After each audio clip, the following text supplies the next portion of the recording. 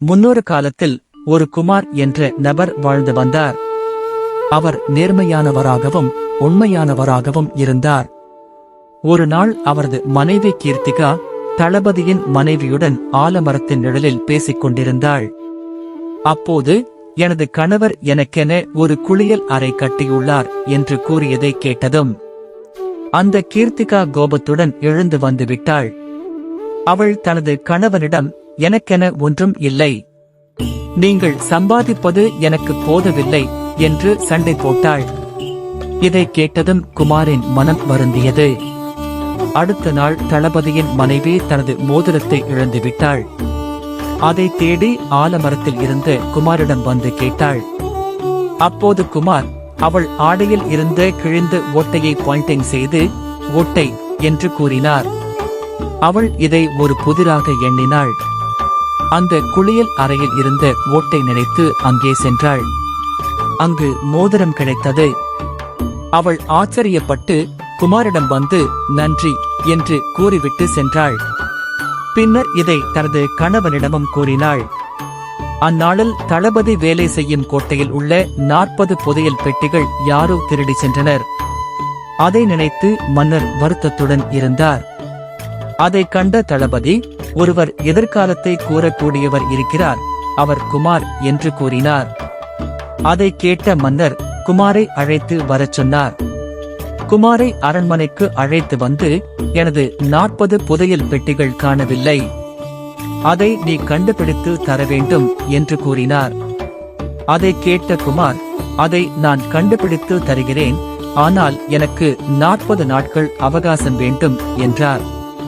மன்னரும் அதற்கு சம்மதித்தார். இதனை அறிந்த திருடர்கள் குமாரை கவனிக்குமாறு தனது குழுவிடம் கூறினர். ஒரு திருடன் குமாரின் வீட்டின் கூரை ஓட்டையை பிரித்து பார்த்தான். அப்போது குமார், இதை எப்படி கண்டுபிடிப்பது என்று யோசித்து தனது வீட்டில் கட்டிலின் அருகே 40 பேரீச்சை பழங்களை வைத்தார்.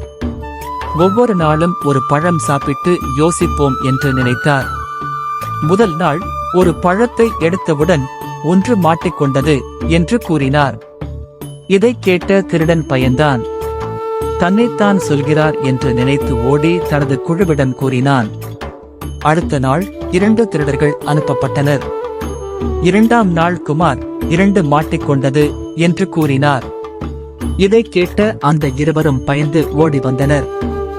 இப்படி ஒவ்வொரு நாளும் குமார் ஒரு பழம் எடுத்து சரியாக எண்ணி சொன்னார். திருடர்கள் ஒவ்வொரு நாளும் அதிகரித்தனர். இறுதியில் 40 திருடர்களும் கூரையின் மேல் இருந்து குமாரை கவனித்தனர். அன்று குமார் 40 மாட்டிக்கொண்டது என்று கூறினார்.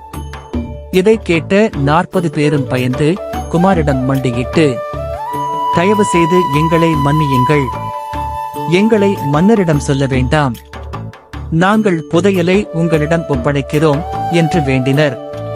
குமார் சம்மதித்து அடுத்த நாள் அந்த 40 புதையல் பெட்டிகளையும் மன்னரிடம் ஒப்படைத்தார். அதை பார்த்த மன்னர் மகிழ்ச்சியடைந்தார். மன்னர், நீ உண்மையில் எதிர்காலத்தை காணக்கூடிய சக்தி உடையவன் என்று நினைத்து அவனை அரண்மனையின் எதிர்கால கணிப்பாளராக இருக்கச் சொன்னார்.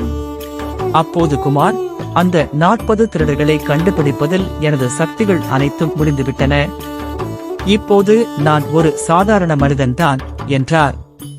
மன்னர் சிரித்து, பரவாயில்லை, உன் நேர்மைதான் எனக்கு முக்கியம் என்று கூறி அந்த 40 புதையல் பெட்டிகளில் ஒன்றை பரிசாக வழங்கினார். அதை பெற்றுக்கொண்டு குமார் வீடு திரும்பி மனைவியிடம் காட்டி மகிழ்ந்தார். அவளும், இனிமேல் நமக்கு எந்த குடும்ப கஷ்டமும் இருக்காது என்று கூறி மகிழ்ந்தாள். இருவரும் சந்தோஷமாக வாழ்ந்தனர். இதிலிருந்து தெரிகிறது, நல்லவர்களுக்கு தீங்கு நடந்தாலும் அவர் செய்த நன்மைக்கான பலன் ஒரு நாள் நிச்சயமாக கிடைக்கும்.